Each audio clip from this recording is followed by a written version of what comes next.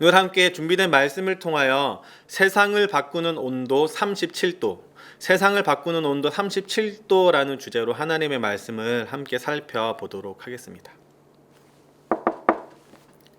평범한 일상을 깨는 소리가 현관문에서 들려옵니다. 조심스레 문을 열었을 때 한 청년이 서 있었습니다. 다름 아닌 두기고라는 사람이었습니다. 바울이 로마 감옥에서 쓴 편지들을 각 교회에 전달해 준다는 이 두기고의 이야기를 들었던 빌레몬은 설레는 마음으로 편지를 받아 들었습니다. 편지를 열어보기도 전에 빌레몬의 손이 점점 떨리기 시작했습니다. 그리고 눈을 의심하지 않을 수 없었습니다. 두기고의 어깨 뒤편으로 자기의 재산을 가지고 도망갔던 자신의 종 오네시모가 조심스럽게 얼굴을 내밀었기 때문입니다. 2000년 전에 일어났을 이야기를 오늘의 본문인 빌레몬서와 또 이 빌레몬서와 너무나 연관되어 있는 골로새서를 가지고 제가 한번 극적인 요소로 한번 바꿔보았어요. 어느 한날 일상을 깨고 두기고가 찾아왔고 빌레몬은 깜짝 놀랐습니다. 왜냐하면 그 자리에 다시는 나타나지 않아야 될 한 사람이 나타났기 때문입니다. 이 빌레몬서는 바울이 로마 감옥에서 빌레몬이라는 한 사람에게 쓴 지극히 개인적이고 또 짧은 편지 한 통이었습니다. 바울은 이 편지와 함께 감옥에서 만났던 오네시모, 이전 빌레몬의 종을 함께 보내었어요. 그런데 제가 서두에 극적인 표현으로 좀 했던 것처럼 오네시모는 주인인 빌레몬의 이 재산을 가지고 도망갔던 사람이었습니다. 그리고 그냥 사람이 아니라 친구가 아니라 빌레몬의 노예였습니다. 단순히 죄 지은 사람을 되돌려 보냈거니 하고 생각할 수도 있었겠지만요. 당시에 문화적으로도 오네시모가 돌아온 것은 매우 충격적인 일입니다. 이 로마 시대 이전인 시대를 살고 있었던 아리스토텔레스도요, 이 노예를 가지고 이렇게 표현해요. 주인의 손 안에 있는 도구라고 표현합니다. 로마 시대 이전부터 노예는 법적 소유, 곧 사람을 물건으로 취급했습니다. 그리고 노예에 대한 주인의 절대적 권한이 부여됐던 것이 바로 이 로마 사회였어요. 어떤 일화들이 있냐면요, 로마의 일대 황제 아우구스투스는요, 이 길들인 메추라기를 우연히 죽게 한 노예를요 십자가에 매달아 처형했습니다. 지극히 사소한 실수를요 가장 처참한 형벌로 처벌하였던 거예요. 그런데 이렇게 한 것이 그저 왕이라서 절대 권력을 들고 있어서가 아니라 노예에 대한 당시 사회적 인식과 문화로 가능했던 일이었습니다. 저희가 좀 익숙할 만한 것들을 좀 이야기를 해본다면 영화 글래디에이터 혹시 기억나시나요? 유명한 콜로세움의 검투사들, 이들은 원래 검투사로 직업을 가지고 있던 사람이 아닙니다.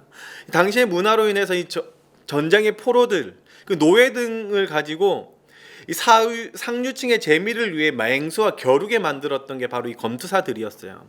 뿐만 아니라 벤허 기억나시죠? 목숨을 쉽게 앗아갈 수도 있었던 이 대전차 경기, 노예들을 가지고 펼친 놀이였죠. 근데 이곳에서 이 전차를 끌고 왔던 사람들도 바로 노예들이었습니다. 한국 드라마 추노라는 드라마로 기억했던 것처럼 1세기 로마 당시에서도요, 이 도망간 노예를 잡는 기구들이 조직되었다고 해요. 도망간 노예를 잡아서 처형시키기도 했고, 또 이 영화들과 같이 검투사로 혹은 또 대전차 경기의 그 사수로 많은 것들을 통해서 이 도망간 노예를 잡아가지고 처형했습니다. 법적으로도 도망간 노예에게 도움을 주는 행위는요 불법 행위로 처벌도 가능했다고 해요. 이런 문화 속에서 지금 오네시모가 주인에게 돌아온 겁니다. 오네시모는요 주인에게 도망치는 그 순간부터 이미 죽은 목숨이었어요. 더욱이 이 주인의 재산을 들고 도망갔기 때문에요, 진짜로 이 사람의 목숨은 끝난 목숨이었습니다. 그런데 지금 주인의 집에 돌아왔어요. 주인의 집으로 돌아왔다는 것은 내가 이제 이 세상을 끝내겠습니다, 이런 뜻 아니겠습니까? 그런데 이 모든 것을 알던 바울이 왜 오네시모를 이 빌레몬의 집으로 돌려보냈을까요? 도대체 바울은 오네시모를 통해서 무엇을 이야기하고 싶었던 것일까요? 그리고 빌레몬은요, 진짜 오네시모에게 어떤 행동을 하게 됐을까요? 빌레몬서는 성경 66권 중에서 가장 짧습니다. 파급력이 가장 커요. 너무나도 재밌게도 가장 짧지만 가장 폭발력 있는 것이 이 빌레몬서입니다. 그 이유는요, 이 빌레몬이 오늘의 이 오네시모에게 했던 행동 때문이에요. 이 행동이 너무나 파격적이어서 당시의 문화를 뒤흔들 만한 일이었습니다. 1세기 당시의 이 초대교회의 지도자 이그나티우스는요, 이 이그나티우스의 서신을 통해서 이 오네시모를 표현했는데, 이 오네시모는 당시 에베소 교회의 감독이었었다고 합니다. 그리고 감독일 뿐만 아니라 초기에 바울 서신들을 수집했던 게 바로 이 오네시모였다고 해요. 이 말은 즉슨 당시 빌레몬이 오네시모를 마주했을 때 죽이지 않고 살려두었다는 겁니다. 그리고 점점 시간이 흘러서 한 교회를 책임지는 사람에게까지 되었어요. 종이 그리스도를 통해서 형제가 되었을 뿐만 아니라 죽어야 할 목숨 그 자체가 그리스도를 통해서 보장받았어요. 뿐만 아니라 남은 인생 전체를 다 바쳐서 교회를 위해 헌신하는 사람이 되었습니다. 당시 사람들에게는 정말로 충격적인 일이었던 것 같아요. 그리고 많은 그리스도인들에게 큰 귀감이 되었던 것 같습니다. 그랬기에 정말 빌레몬이 오네시모를 살려주었다고? 진짜 살려줬어? 이런 생각으로 이 오늘의 빌레몬서를 읽게 된 거예요. 돌려가면서 보게 되었습니다. 그리고 그 사랑의 흔적들이 지금 우리에게도 남아 있는 것이죠. 빌레몬서는 분명히 빌레몬의 사랑이 실제적이었다는 것을 증명하는 편지로 지금 우리에게도 읽혀지고 있습니다. 이 빌레몬은요, 이 오네시모를 단순히 재산을 훔쳐간 그런 도둑으로서 처벌하는 것은 당연했습니다. 뿐만 아니라 노예라는 신분이 도망갔기 때문에 마음대로 처벌할 수 있었어요. 그런데도 불구하고 이 빌레몬은 이 당연함의 장벽을 뛰어넘어서 그를 지배하고 있는 이 문화적, 이 사회적 인식을 뛰어넘어서 정말로 우리가 생각하지도 못한 용납과 용서, 이 사랑을 보여주었습니다. 어떻게 이 빌레몬은 이런 사랑을, 이 문화적 인식을 뛰어넘고 이 사회적 인식을 뛰어넘고 진짜 우리가 생각하는 이 당연함의 장벽을 뛰어넘을 수 있었을까요? 그리고 어떻게 정말로 우리가 꿈꾸고 있는 이 그리스도의 사랑을 나타낼 수 있었을까요? 오늘의 성경을 통해 함께 세상을 변화시킨 이 사랑의 힘에 대해서 함께 알아가 보기 소망합니다. 복음이 세상을 변화시킬 수 있었던 이유, 이 첫 번째 이유는요, 이 분리되지 않은 사랑의 힘 때문이었습니다. 오늘의 말씀을 보면 바울이 오네시모를 돌려보낸 것은요, 빌레몬이 오네시모를 따뜻하게 맞아줄 것이라고 이미 확신했기 때문이었습니다. 오늘의 본문 4절 5절 한번 볼까요? 4절입니다. 내가 항상 내 하나님께 감사하고 기도할 때 너를 말함은 주 예수와 및 모든 성도에 대한 내 사랑과 믿음이 있음을 들음이니. 이미 사랑과 믿음이 있다는 것을 들었다고 표현하고 있습니다. 빌레몬의 사랑의 이 모습이요, 골로새 지역을 넘어서 수백 킬로 떨어진 이 로마에까지 전달되었던 것 같아요. 그리스도의 향기, 이 넘치는 이 사랑의 이 삶이 정말로 머나먼 땅까지 전달될 정도로 얼마나 사랑했던 사람이었는지 알 수 있는 대목입니다. 이런 이 빌레몬의 사랑은요, 오늘 성경이 말하는 것처럼 분리되지 않는 사랑의 삶이에요. 사실 빌레몬은 소아시아의 유명한 교회 중 하나인 골로새 교회 교인이었거든요. 근데 그뿐만 아니라 그냥 교인이었던 것뿐만 아니라 자기가 살던 그 집 자체가 예배의 처소였습니다. 이 골로새 교회가 빌레몬의 가정에서부터 시작된 것이죠. 1~3절의 이 인사말을 보면요, 이렇게 표현합니다. 내 집에 있는 교회에 편지하노니. 이 당시 골로새 교회 사람들은 빌레몬의 집에 모여서 예배를 드렸던 것 같아요. 이렇게 삶을 통해서 자기의 믿음과 사랑이 분리되지 않음을 철저하게 보여주었습니다. 이 단순히 공간과 장소를 빌려준 것뿐만 아니라 진짜 전심을 다해서 예배자의 삶을 살고 있었던 게 이 빌레몬이었던 것 같아요. 그리고 5절이 말하는 것처럼 예수님을 향한 사랑과 믿음만 충만한 것이 아니라 동일한 이 사랑과 믿음이요, 성도에 대해서도 있었다고 말하고 있습니다. 근데 5절 다시 한번 볼까요? 주 예수 및 모든 성도에 대한 내 사랑과 믿음이 있음을. 주 예수에 대한 내 사랑과 믿음이 있으니 라고 한 것이 아니라 주 예수와 모든 성도에 대한 사랑과 믿음이 있다고 표현하고 있어요. 분명하게 이 빌레몬은요, 사랑의 대상조차도 분리되지 않았습니다. 예수님만 사랑한 것이 아니라 그들의 성도들조차도 함께 사랑했습니다. 사랑하는 성도 여러분, 우리는 때론 이 분리되는 사랑을 나타낼 때가 있어요. 믿음과 사랑의 대상이 분리될 때가 있습니다. 구별해서 사랑하는 모습을 보이게 돼요. 그뿐만 아니라 하나님만 사랑하는 모습도 보입니다. 더 나아가서요, 믿음과 사랑이 분리돼 이런 모습도 보이게 돼요. 우리는 정말 신앙을 착각할 때가 있습니다. 하나님을 향한 믿음과 사랑만 충만하면 된다고 착각해요. 하지만 이럴 때 우리는 이기적인 사랑으로 빠져들게 됩니다. 이런 수직적인 사랑, 하나님만 사랑하는 이 사랑은요, 오히려 하나님의 이름을 감추게 될 때도 있어요. 이번 코로나의 시대가 그런 것들을 증명하고 있습니다. 이번 코로나 시대를 통해 교회는 뼈저리게 느끼고 있어요. 우리의 이기적인 마음이 얼마나 하나님의 이름을 가리게 되는지, 너무나 놀랍게도 하나님만 사랑하는 것이 얼마나 위험한지 우리는 이번 코로나 시대로 알게 되었습니다. 이렇게 우리는 분명히 하나님을 향한 믿음과 사랑, 하나님만 사랑하는 이 대상이 완전히 분리되어 가지고 하나님만 사랑하는 것을 보게 되어요.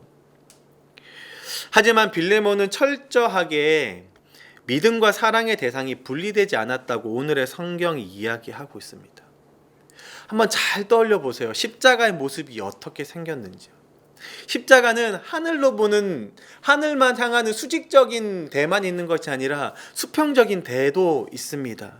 수직적인 대상과 수평적인 대상이 그리스도를 중심으로, 이 중간에 달려있는 이 예수님을 중심으로 하나가 되어 있어요. 그리스도의 심장이 그 가운데에 있습니다. 분명히 하나님께서는 이 십자가의 형체를 통해서도 그리스도를 통해 믿음과 사랑의 대상이 하나가 되어야 됨을 우리에게 이야기해 주고 있습니다. 그런데도 불구하고 이 그리스도의 심장으로, 우리가 얻은 이 그리스도의 심장으로 정말로 이 대상을 분리하지 않고 하나님을 사랑하고 이웃을 사랑해야 되는 것을 알면서도 사람의 무리에 쫓아서도 사랑의 대상을 분리하는 경우를 보게 됩니다. 믿을 수 있는 사람, 믿을 수 없는 사람, 믿을 수 있는 사람, 믿을 수 없는 사람, 이렇게만 분리하는 것이 아니라 또 더 나아가서 사랑할 수 있는 사람, 사랑할 수 없는 사람, 이렇게까지도 분리하게 돼요. 그럴 때마다 우리는 정말로 구별 없이 사랑하신 그 그리스도의 사랑을 기억할 필요가 있습니다.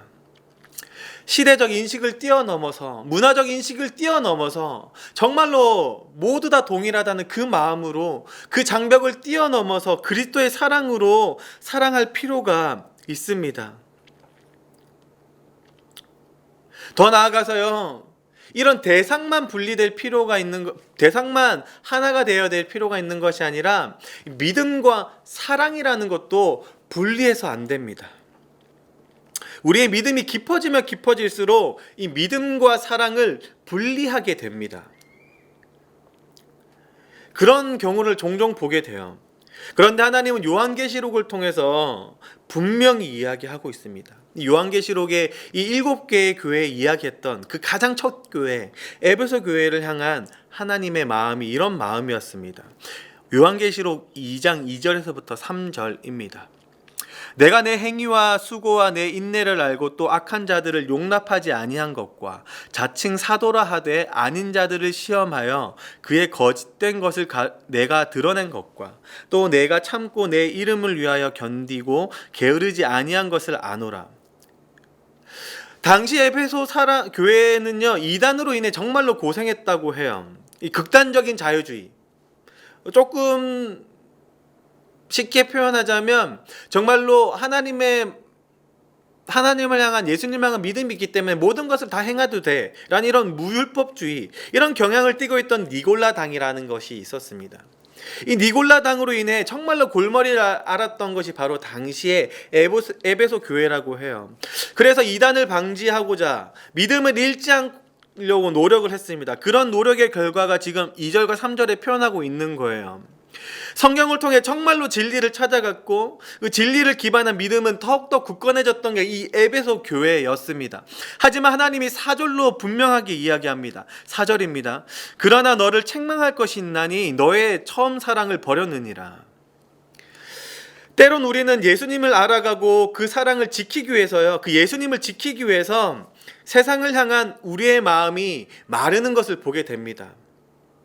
하나님을 향한 믿음은 점점점 깊어지는데 하나님을 향한 그 신학적인 지식은 점점점 늘어나고 있는데 성경에 대한 그 이해도가 점점점 폭넓게 넓어지고 있는데도요, 상대적으로 우리의 마음의 사랑은 메말라가는 것을 보게 돼요. 세상을 떠들썩하게 했던 이 이단을 바라봤던 우리의 마음이 어떠셨습니까?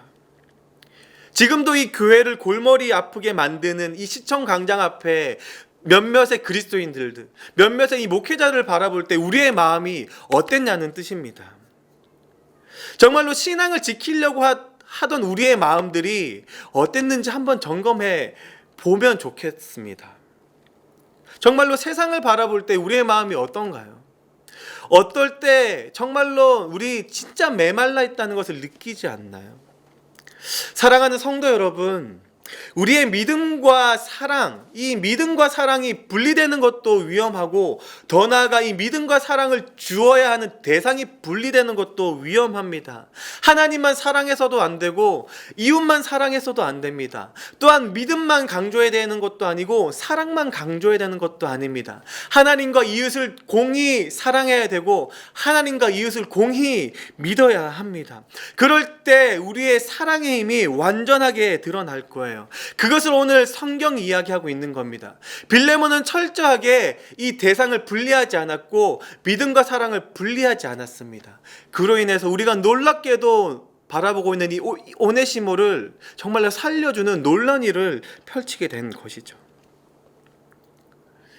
사랑하는 성도 여러분, 정말로 우리가 이렇게 분리되지 않는 사랑을 간직할 때, 그 사랑으로 나아갈 때에 정말로 우리의 일상이 변화되기 시작하고 또 하나님이 우리에게 주신 그 사랑의 힘이 드러날 줄로 믿습니다. 복음이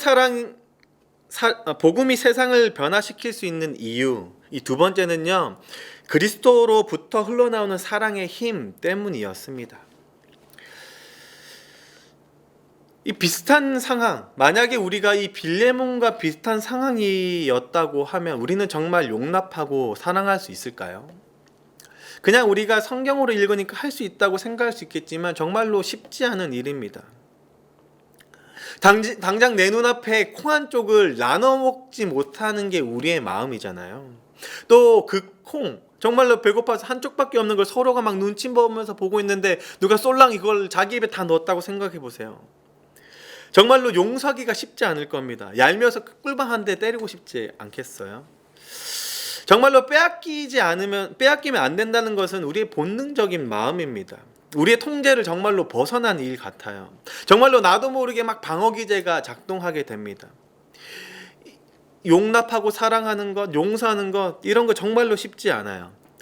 그런데도 우리가 사랑할 수 있는 건요, 이 용납하고 용서할 수 있는 건, 더 나아가서 믿지 못할 대상마저도 우리가 믿을 수 있는 건요, 그 중심에 그리스도의 심장이 있기 때문입니다. 심장을 통해서 온 세포를 살리는 산소가 날마다 공급되듯이 우리 가슴 가운데 계신 그리스도의 영이 세상을 살릴 수 있는 사랑을 우리에게 공급해 줍니다. 바울은 오늘의 편지를 통해 그리스도께 받은 사랑을 실제적으로 나타냈어요. 아무런 관계도 없는 사람의 빛을 대신해서 갚겠다 이야기합니다. 오늘 성경이 18절 19절입니다. 그가 만일 내게 불의를 하였거나 내게 빚진 것이 있으면 그것을 내 앞으로 계산하라. 나 바울이 친필로 쓰노니 내가 갚으려니와 내가 이 외에 내 자신이 내게 빚진 것은 내가 말하지 아니하노라. 바울이 대신해서 오네시모가 진 빚을 갚아주겠다고 합니다. 오네시모는 삶에서 처음 만났던 사람이에요. 그저 감옥에서 만났던 한 사람이었습니다. 그럼에도 불구하고 바울은 자기 일처럼 그 빚진 것을 갚아주겠다고 표현하고 있어요. 어떻게 바울은 이런 생각을 했을까요? 근데 사실 우리도 돌아보면요, 오네시모와 같은 삶입니다. 정말로 빚진 삶처럼 살고 있어요. 바울의 삶도 그랬습니다.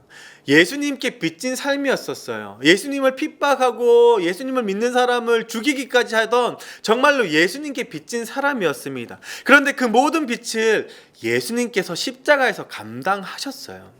그것을 너무나 잘 알았기 때문에 바울은 지금 자기가 대신해서 그 진 빚을 갚겠다고 표현하는 것이죠.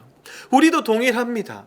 우리도 돌아보면 오네시모와 같이 도망하던 삶이었어요. 정말로 죽은 목숨과 같이 돌아다녔습니다.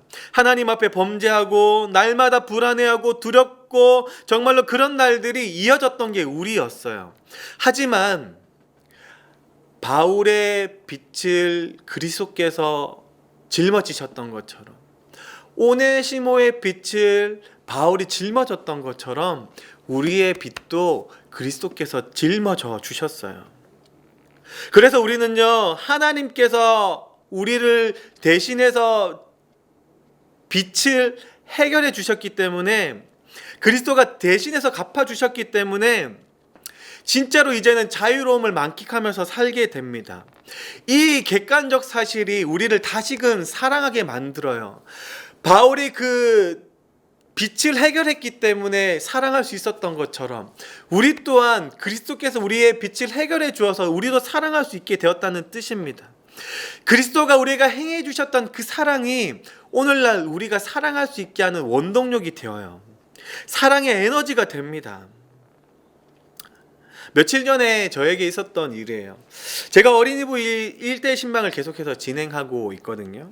이 3시간이고 4시간이고 아이들을 만나면 한 사람씩 만나서 1대1로 만나서 제가 놀아주고 아이들이 원하는 대로 함께 시간을 나눕니다. 그러다 보면 아이들의 마음이 막 열려가지고 이제 뭐 신앙적인 고민도 나누고 막 그러는데요.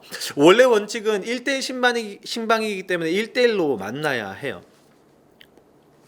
그런데 한 친구가 어느 날 1대1로 만나야 되는 걸 알면서도 자기의 친구를 꼭 데려와야 된다는 거예요. 그래서 그날은 제가 데리고 온 친구와 함께 재미나게 놀았습니다. 근데 나중에 어머님께 들었던 거는요, 그 친구의 어머님께 들었던 건요, 이렇게 데리고 온 이유가 이런 이유였다는 겁니다. 근데 자기의 친구에게 이 자기를 진짜로 사랑하는, 자기를 진짜로 많이 사랑해주는 한 사람이 있어서 소개시켜주고 싶다고. 이 친구, 그러니까 제가 1대 신방을 한 친구가 자기의 친구에게, 야, 나를 진짜로 많이 사랑해주는 사람이 있는데 너에게 진짜 소개시켜주고 싶어. 우리 같이 한번 만나볼래? 이렇게 이야기를 했다는 거예요. 그런 마음으로 그 친구를 현장에 데리고 왔답니다. 그리고 정말로 그 친구와 함께 그래서 되게 재밌게 놀았어요. 세상 진짜 저를 통해서 세상에서 맛보지 못했던 사랑이 흘러가는 게 저도 느껴졌습니다. 아마 이 친구도 그것을 자기의 친구에게 맛보게 하고 싶었던 것 같아요. 그렇게 정말로 3-4시간 정말로 재밌게 놀고 집으로 돌아오는 길에 이 데리고 왔던 그 친구가 이렇게 이야기하는 걸 들었습니다. 나도 교회 가고 싶어요. 하나님이 누군지 예배드리는 모습이 정말로 궁금해요. 라고 이렇게 이야기를 하더라고요. 저는 그 순간에 하나님의 일하심이 정말로 놀라웠습니다. 제가 진짜로 어떻게 아이들을 사랑할 수 있겠습니까? 성도님들도 보시면 알겠지만 아이들이 정말로 친숙할 수 없는 얼굴이에요. 정말로 부담스럽게 생겼잖아요. 아이들이 정말로 부담스러워서 멀리할 법도 한데 오히려 아이들이 저에게 정말로 많이 다가옵니다. 정말로 저도 부담스러워요. 그렇기 때문에 제 존재를 알기 때문에 아이들과 함께 노는 게 정말로 부담스러움에도 불구하고 제가 아이들에게 계속해서 다가가고 아이들을 사랑할 수밖에 없는 것. 3시간이고 4시간이고 지치고 지쳐도 또 힘을 내서 애들에게 갈 수밖에 없는 건 제 마음 가운데 꿈틀거리는 하나가 있기 때문입니다. 그건 뭐냐면 예수님을 몰랐던 제 과거예요. 이 아이들에게 정말로 예수님을 전하고 싶은 거예요. 예수님은 몰랐던 제 과거가 생각이 나면서 이 아이들은 이런 과거로 저와 같은 과거처럼 살지 않길 바라는 마음이 제 마음 가운데 계속해서 꿈틀거립니다. 그리고 그리스도가 저에게 주셨던 사랑이 계속해서 생각나니까 아이들에게 힘들어도 만나러 가는 거예요. 피곤해도 나아가게 되고 정말로 힘들어도 더 힘을 내서 아이들에게 나가게 됩니다. 예수님께서 제 안에 예수님의 그 마음을 그 온기를 계속해서 펌프질 하시니까요, 저도 모르게 힘을 내서 나가게 되더라고요. 그리고 그 모습을 한 친구가 느꼈고 또 그 친구가 또 다른 친구에게 전달하고 싶었고 그랬던 모습이 그날의 하루였습니다. 사랑하는 성도 여러분, 정말로 우리는요 그리스도의 심장을 가지고 있는 사람입니다. 그리스도의 사랑이 우리를 따뜻하게 만들어요. 우리는 이걸 정말로 기억할 필요가 있습니다. 하나님께서 주시는, 그리스도께서 주시는 그 온기가 우리를 사랑하게 만듭니다. 우리가 진짜 힘내서 우리의 힘으로 짜내는 사랑 얼마나 힘듭니까? 정말로 짜내고 짜내어서 하는 그 억지로의 그 사랑은 정말로 힘들게 만들어요.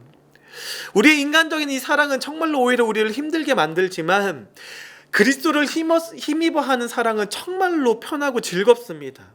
우리를 만나주신 그 은혜가 발동되어서 하나님께서 주셨던 그 사랑이 발동되어서 누군가를 사랑하게 될 때는 정말로 깃털같이 가벼운 마음으로 사랑하게 되는 걸 보게 됩니다. 사랑하는 성도 여러분, 정말로 하나님께서 주시는 그 사랑으로 세상으로 나아가길 소망합니다. 그리스도가 우리에게 주셨던 그 사랑을 기억하고 우리에게 주셨던 그 은혜를 기억하고 세상으로 나아가길 소망합니다. 하나님은 정말로 무한한 사랑을 들고 계신 분입니다. 그분께 사랑을 공급받아서 나아갈 때 우리는 지치지 않고 전진할 줄로 믿습니다. 정말로 마르지 않는 하나님의 그 사랑의 샘물을 떠먹을 때, 그리고 우리가 정말로 우리 안에 충만해질 때 세상을 사랑할 수 있게 됩니다. 말씀을 통해서, 기도를 통해서 날마다 그리스도의 사랑을 우리가 채워야 해요. 그러지 않고 우리의 사랑이 메마르는 순간 우리는 사랑을 전할 수 없습니다. 세상을 품을 수도 없어요. 더욱이 우리의 사랑은 점점점 분리될 거예요. 점점점 믿음과 사랑이 분리되고 어느 순간 우리의 마음이 메말라져서 우리가 사랑해야 될 대상들마저도 내가 메말랐기 때문에, 내가 줄 사랑이 없기 때문에 세상들을 점점점 갈라서 사랑할 수 있는 사람만 사랑하는 우리의 모습을 관찰하게 될 겁니다. 그러기에 사랑하는 성도 여러분, 하나님께서 주시는 그 사랑, 그리스도께서 주시는 그 사랑으로 세상으로 나아가길 소망합니다. 정말로 하나님이 주시는 그 사랑으로, 그 온기로 세상에게 나아가 하나님의 사랑을 드러나길 간절히 주님의 이름으로 축복합니다. 말씀을 정리하고자 합니다. 저는 오늘 성경을 묵상하면서 정말로 신앙은 차가움이 아니라 정말로 뜨거움, 그리고 그냥 보는 것이 아니라 하는 것이라는 것을 느끼게 됐습니다. 축구는요, 보는 것이 아니라 하는 것이라는 말이 있거든요.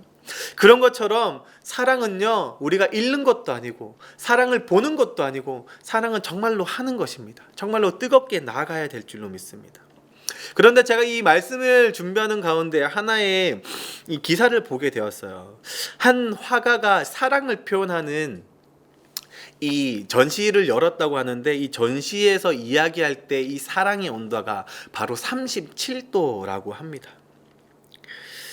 평범한 우리의 온도는 36.5도잖아요. 이 평범한 우리의 온도를 상대방이 사랑으로 느끼게 하는 것은 딱 0.5도의 차이였습니다. 이 0.5도의 미묘한 차이가 상대방으로 하여금 이 사랑의 따뜻한 온기를 느끼게 하고요, 이 조그마한 차이로 인해서 상대방이 사랑을 전달받게 됩니다. 우리에게 필요한 것은요, 우리의 체온이 아니라 우리의 체온에 더해주시는 그리스도의 온기가 될 줄로 믿습니다. 세상이 가지지 못한 것 딱 하나의 차이입니다. 우리와 세상의 가장 큰 구별된 점, 바로 이 그리스도의 온기예요. 그리스도께서 우리에게 주시는 이 0.5대의 이 온기를 통해서 우리는 세상으로 나아가야 될 줄로 믿습니다. 그러므로 그리스도께서 우리에게 채워주시는 이 0.5대의 온도, 우리가 그리스도에게 느끼는 이 37도의 온도, 이 동일한 온도로 세상에게 나아가 세상을 분리하지 않고, 믿음과 사랑을 분리하지 않고 정말로 온전한 그 사랑 그대로 세상을 변화시켜가는 저와 우리 하늘꿈 성도 여러분 되길 주님의 이름으로 축복합니다. 우리 함께 찬양하겠습니다.